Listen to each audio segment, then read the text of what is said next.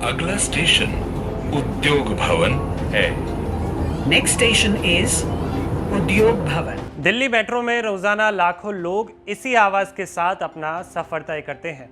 इतना ही नहीं बल्कि कुछ लोगों को ये अनाउंसमेंट्स मुंह जुबानी तक याद है।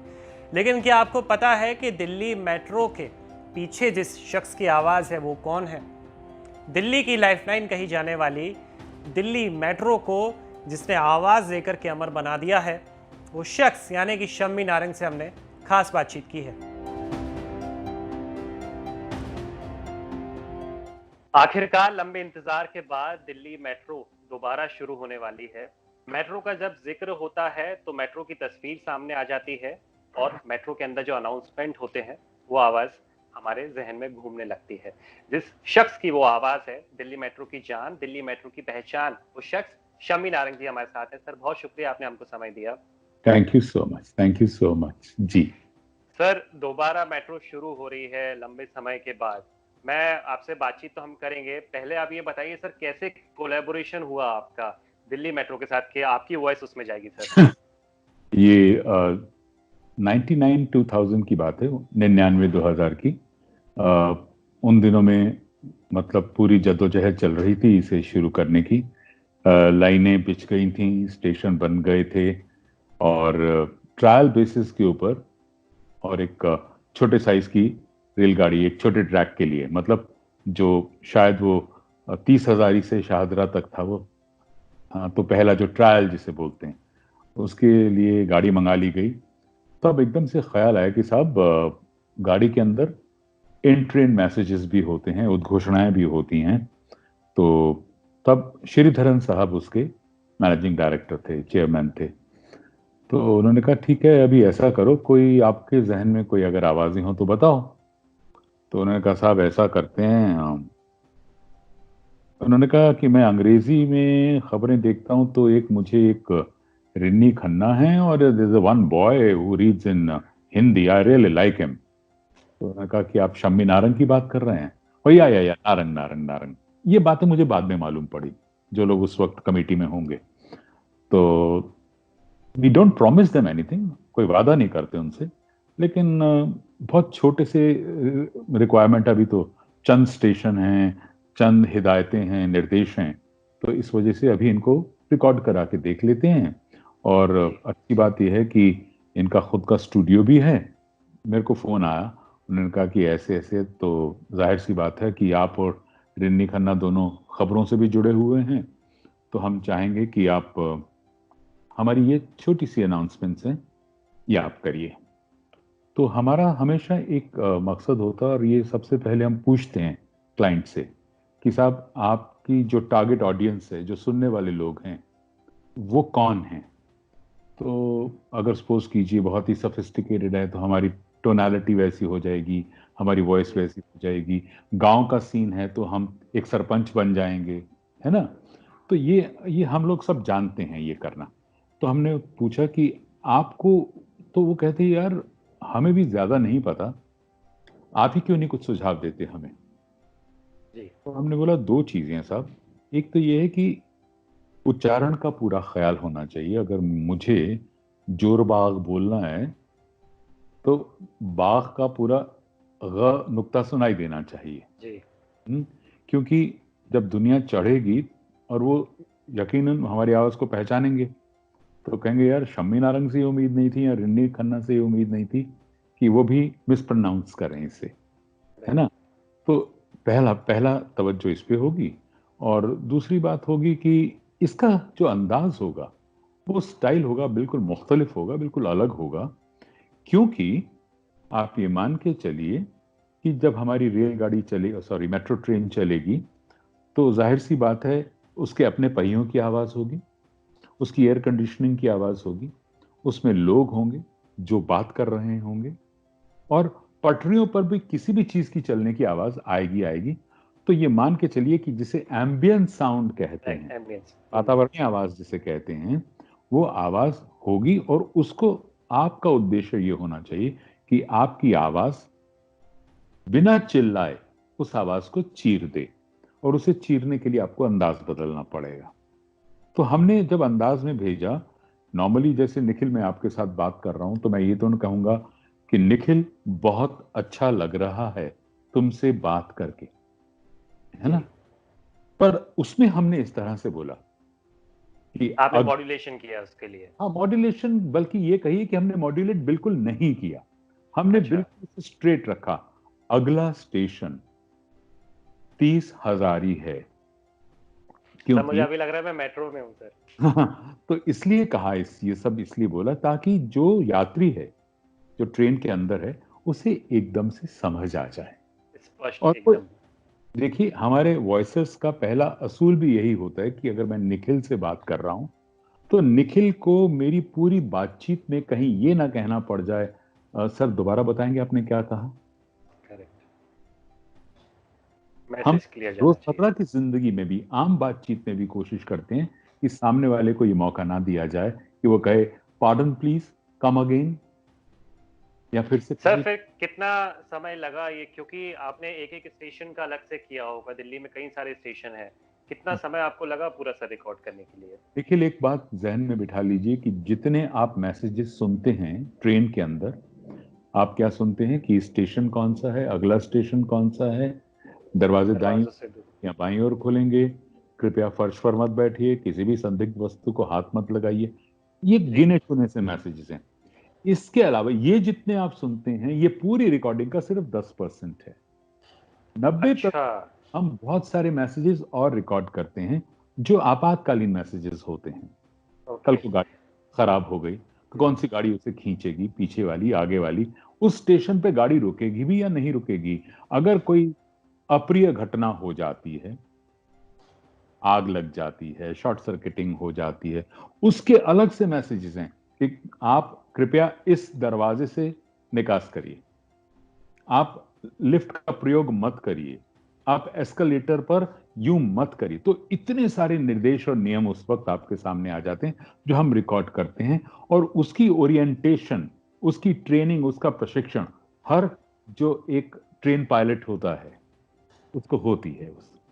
तो वो खुद नहीं माइक्रोफोन उठा के कहेगा, उसको मालूम है जी। कि वो एकदम से वो अपना माइक्रोफोन दबाएगा, मतलब बटन दबाएगा और वो वाली उद्घोषणा अनाउंसमेंट हो जाएगा। सर बहुत अच्छा ही आपने दिलचस्प वाकया बताया। सर जब मैं पहली दफ़ा दिल्ली आया था, मैं दिल्ली के बाहर का रहने वाला हूँ, मेट्रो का अनाउंसमेंट सुना, कुछ समय मेट्रो में ट्रैवल किया, वापस जब गया तो मेरे माइंड में मेट्रो के अनाउंसमेंट थे कि दरवाजे बाईं तरफ अच्छा। खुलेंगे, अगला स्टेशन ये है। इसके अलावा सर जब मैं दिल्ली शिफ्ट हो गया तो जब 3-4 दिन हो जाते थे मेट्रो में बिना सफ़र किए, अजीब सा लगता था। मतलब मेट्रो में लगता था बीच-बीच में सफ़र करते रहना चाहिए, आपको बहुत कुछ सीखने को मिलता है। तो ये कुछ मेरी यादें हैं सर, आपकी क्या यादें हैं? आपने भी सफ़र किया होगा, मैंने क्या कुछ मैंने आपको याद आता है? आपकी तरह मतलब सच पूछिए तो 2-3 मर्तबा एक आम यात्री की तरह सफर किया, लेकिन टेक्निकल टीम कई बार आपकी अपनी रिकॉर्डिंग सुनाने के लिए जी। आपको ले जाते थे, ताकि हम लोग, क्योंकि टेक्निकली भी हम ही देखते हैं उसकी रिकॉर्डिंग के लेवल्स वगैरह, तो इस वजह से वो कहते थे कि मिस्टर नारंग कि आप हमारे साथ चलिए और आप खुद सुन के बताइए कि क्या जो अनाउंसमेंट आ रही है वो अगर कम सुनाई दे रही है तो वो प्रॉब्लम हमारी है या आपकी रिकॉर्डिंग की है। वैसे हमारी रिकॉर्डिंग की प्रॉब्लम नहीं होती कभी भी, क्योंकि हमारे लेवल्स बड़े सेट होते हैं हमेशा और इंटरनेशनल स्टैंडर्ड के होते हैं। ये कई बार क्या होता है, जो प्लेबैक का जो वॉल्यूम होता है वो थोड़ा कम होता है, तो उसको बता देते हैं कि साहब इसका आप डेसिबल लेवल थोड़ा बढ़ा दीजिए, अच्छा। तो वो चलता रहता है। तो इस वजह से टेक्निकल टीम के साथ एक बार गया, 2-3 बार, अगर उनको लगता है कि कुछ इसमें इस चीज को दुरुस्त कर सकते हैं या इसको बेहतर बना सकते हैं, इस वजह से आपको ले जाते हैं। और 2-3 मर्तबा बिना बताए किसी को कि मैं कौन हूँ, एक मर्तबा मैं अपने भाई के साथ, वो जर्मनी से आए थे, वो उन्होंने वहां सुना कि आपके भाई की आवाज सुनाई देती है, आपके भाई की आवाज सुनाई देती है, तो कहने लगे यार हमें भी लेके चलो, हम भी सुनना चाहते हैं। तो हम मालवीय नगर स्टेशन से बैठे थे और चांदनी चौक तक गए थे ताकि वो सीसगंज गुरुद्वारे में माथा भी टेक माथा लें, टेक जी, हाँ, और मेरी आवाज भी सुन लें और मेट्रो का। और लुत्फ़ भी उठा लें। सबसे जी। पहला तो जो लोग बाहर से आते हैं, ये आपको सुन के बड़ा गर्व महसूस होता है उस वक्त जब वो कहते हैं कि यार आपकी मेट्रो तो हमारे यहाँ से बहुत बेहतर है। तो क्या हुआ, जब मैं उनके साथ बैठा था, रविवार का दिन था, खाली थी गाड़ी, भरी नहीं हुई थी। उसमें मैं बैठ गया तो मेरे सामने एक माँ और एक बच्चा बैठ गए। तो मैं जो जो उसको मेरी आवाज सुनाई देती थी वो उसको रिपीट करता था, उसकी नकल करता था। जैसे मैंने कहा आई एन, वो पीछे से बोलता था आई एन ए। मैं बोलता था एम्स, वो बोलता था एम्स। तो ये सुनते सुनते फिर उसने बिल्कुल, क्योंकि एकदम ही सामने बैठा है ना और भीड़ नहीं थी तो सुनाई भी दे रहा था सब कुछ, और मेरा ब्रदर स्माइल कर रहा है। वाह यार बॉस, क्या मतलब अंदाज है आपका कि लोग, बच्चा बच्चा आपकी नकल करने की कोशिश करता है। तो उसने कहा मम्मा ये अंकल के कितने मजे होंगे कि ये ट्रेन में ही घूमते रहते हैं सारा दिन। ये आदमी है जो कहीं इंजन में बैठा हुआ है, आगे अनाउंस। सबसे पहले डब्बे में। So that was a very nice thing. तो ये जब सुनाई देता है इस तरह से कि लोग आपको डिस्कस करते, आपको लगता है कि आपने बस अनाउंसमेंट करी, इसमें कौन सी बड़ी बात है ना। पर फिर अब लगता है कि आप जब एक एक जमाने में जब आप स्कूल्स में, कॉलेजेस में एक विशिष्ट अतिथि बन के जाते थे, तो उसमें लिखा होता था here comes an popular news reader, है ना। अब ये कुछ नहीं है, अब बड़े बड़े बैनर्स लगते हैं, वेलकम मेट्रो अंकल। मतलब तो सर आपको क्या कहलाने में अच्छा लगता है, मेट्रो अंकल या न्यूज प्रेजेंटर? अब देखिए, मैं सिर्फ ईश्वर का यहाँ मतलब एक धन्यवाद करता हूँ इस बात के लिए, आभार व्यक्त करता हूँ कि मतलब जब दूरदर्शन छूट गया 2001 में, तो बोला कि तब भी ईश्वर का हम धन्यवाद आभार व्यक्त करते थे कि बहुत अच्छी बात है यार, आपने 20 साल हमको इस तरह की शोहरत, इस तरह की मकबूलियत, है ना, ऊपर वाले तूने दिलवा दी। पर मालूम नहीं था कि उसके छूटने के बाद फिर दूसरा अध्याय शुरू हो जाएगा। सर यहाँ एक चीज मैं आपसे पूछूंगा, आपकी लाइफ का सबसे बड़ा माइलस्टोन क्या था, जैसे कीर्तिमान कहते हैं, क्योंकि आप न्यूज प्रेजेंटर भी रहे हैं, बहुत कम लोग जानते हैं कि ये उसी शख्स की आवाज है। चलिए, मुझे जानकारी थी कि शम्मी नारंग जी की आवाज है। तो आपके लिए क्या सर कीर्तिमान था जो बदल गया चीजें सर? कीर्तिमान, पहले कोई कीर्तिमान नहीं पता था क्या है, लेकिन आप ही की तरह एक पत्रकार, एक बिटिया रानी मेरे पास आई, तो उन्होंने मेरी आंखें खोली। उन्होंने कहा कि कीर्तिमान जानते हैं आपका क्या है, जो कीर्तिमान कभी टूटेगा नहीं। मैंने टूटेगा नहीं, मैं समझा नहीं आपका मतलब। बोले सर, जब तक मेट्रो है और जब तक हुडा सिटी सेंटर का नाम हुडा सिटी सेंटर है, राजीव चौक का नाम राजीव चौक है, राजौरी गार्डन का नाम राजौरी गार्डन है, तब तक आपके बच्चों के बच्चों के बच्चों के बच्चे भी कहेंगे कि हमारे दादा के दादा के दादा की वॉइस है। डिजिटल वॉइस है, खराब होगी नहीं, तो ये तो चलती रहेगी, बदली जाएगी नहीं। तो ये कीर्तिमान इसलिए कह रही हूं क्योंकि ये कीर्तिमान कभी आपका टूटेगा ही नहीं। तब समझ आया, हाँ यार, ये तो कभी हमने रियलाइज ही नहीं किया इस बात को। सही बात है। ये जो आप कह रहे थे, अब लगता है कि जितनी बार मैं अनाउंसमेंट्स करता हूं या रिकॉर्ड करता हूं, उतनी बार लगता है कि यार मैं तो रोज एक नया कीर्तिमान बना रहा हूं इसके लिए। आज एक और स्टेशन जुड़ गया, आज एक और नियम जुड़ गया, आज एक और निर्देश जुड़ गया। और अब जैसा कि आप बता रहे हैं कि पूरे देश में कहीं भी मेट्रो अगर चलेगी तो उसमें आपकी अरिनी जी की आवाज होगी। अगर हिंदी की अगर बात है तो ये बहुत अच्छी बात सर आपने बताई है। कुछ सर शायरियां हैं दिल्ली मेट्रो के अनाउंसमेंट पे, वो मैं आपसे शेयर करना चाहूंगा। मैं सोशल मीडिया पे एक वेबसाइट पे पढ़ रहा था। हाँ यार, बड़ा अच्छा लगता है सर तो कुछ इस कदर है, पहला बताता हूँ मैं आपको। अरे वाह, कोई दूर रहकर भी दिल के बहुत पास है। वाह, कोई भी दूर रहकर भी दिल के बहुत पास है, अगला स्टेशन हौस खास है। अरे वाह, कसम से अगर ये हम स्टाइल करना चाहते हैं ना, तो अब ये है कि गाड़ी स्टेशन निकल जाएगा, लोग उसे ही सुनते रह जाएंगे, वो अलग बात। ये सब बट आने वाले टाइम में जो भी जहां मेट्रो शुरू वहां आप कर सकते हैं। अरे वो भी हो जाएगा, फिर कहेंगे सर अब ऑर्केस्ट्रा भी लेके बैठिए और गाते हुए बताइए। सर दूसरा सुनाता हूँ मैं आपको। एग्जाम्स में पास होना है तो मन लगाकर पढ़ाई करें। एग्जाम्स में पास होना है तो मन लगा के पढ़ाई करें। पुरुष यात्रियों से अनुरोध है कि वो महिलाओं के लिए आरक्षित डिब्बे में ना चले। अरे वाह, तुमको अब जरूर समझ आएगा, जरूर समझ आएगा ये बात। सर आखिरी वाला मैं आपको बताता हूँ। दिल लगा कर किसी का दिल तोड़ना बहुत बुरी बात है। दिल लगाकर किसी का दिल तोड़ना बहुत बुरी बात है, कुछ बात क्योंकि है। ऐसा करना दंडनीय अपराध है। अरे वाह वाह यार, उसको मैं पहले तो सलाम भेजना चाहता हूँ जिसने ये लिखा। अगर आपने लिखा है तो मतलब मैं आपके जज्बे को, आपकी शायरी को सलाम करता हूँ। सर मैंने ये सोशल मीडिया से, वेबसाइट से लिया, मुझे लगता और है आपके साथ शेयर इससे करना चाहिए था। अभी अरे वो गुमनाम रह जाते हैं लिखने वाले, पर अगर वो इस इंटरव्यू को देख रहे हैं तो मेरा सच पूछिए तो नमन है उनको, सलाम है। वाकई में सर क्रिएटिविटी बहुत बड़ी है। सर हम खत्म करने की ओर है, लेकिन मैंने सुना था कि एक समय ऐसा था कि ये कहा गया कि इंदिरा गांधी जी की जो रिपोर्ट्स बनेंगी उसमें शम्मी नारंग जी की आवाज होगी। क्या था वो किस्सा सर, हाँ, बताइए। ये सिर्फ इंदिरा जी के साथ ही नहीं था, ये ज्यादातर जितनी भी कोई अहम, जो असाधारण जितनी घटनाएं या दुर्घटनाएं, चाहे वो बहुत अच्छी नहीं रही जिंदगी में, उसके लिए कहा जाता था कि आज ये खबर अहम है, इसके लिए एक तो इन्हें बुलाया जाए। तो क्या होता था, इंदिरा जी के टाइम में जब प्राइम मिनिस्टर दौरे पे जाती थी तो उसी दिन वो लौट के आ गई, अगले दिन लौट के आई, तो उसकी एक रिपोर्ट तैयार होती थी। वो हर चैनल बनाता है नॉर्मली, है ना, क्योंकि कैमरामैन जाता था, वो अब तब लाइव तो ट्रांसमिशन बहुत मुश्किल होती थी, तो आके उसे कंपाइल किया जाता था।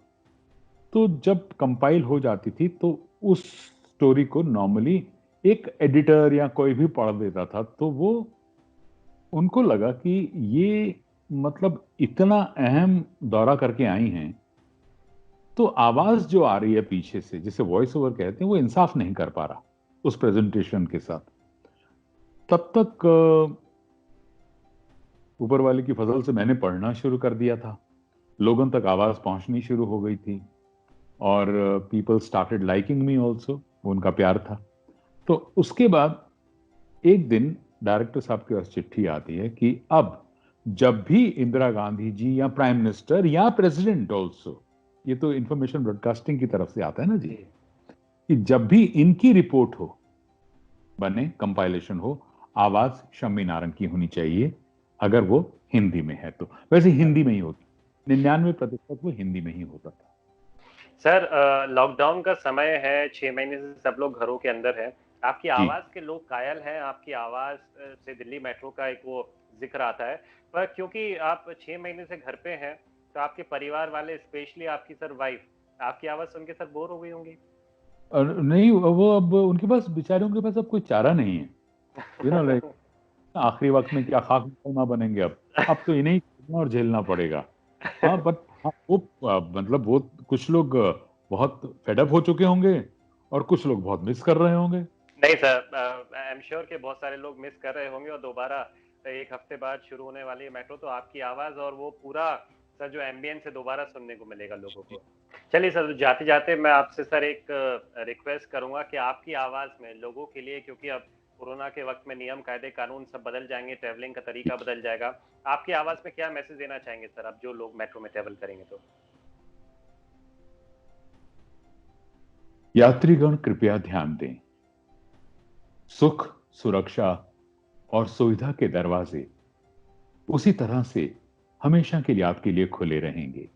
आपसे निवेदन है कि इन्हें इसी तरह खुशहाल बनाए रखने के लिए सरकारी नियमों का पालन करें, हाथों को सैनिटाइज करें, मास्क लगाएं, और जो भी बताई गई दूरी है उस दूरी को जरूर बनाए रखें।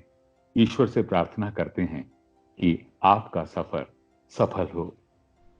चलिए सर, बहुत शुक्रिया सर, आपने हमको समय दिया और बहुत अच्छा लगा सर आपसे बातचीत करके sir. Thank you so much, God bless you Nikhil, thank you so much.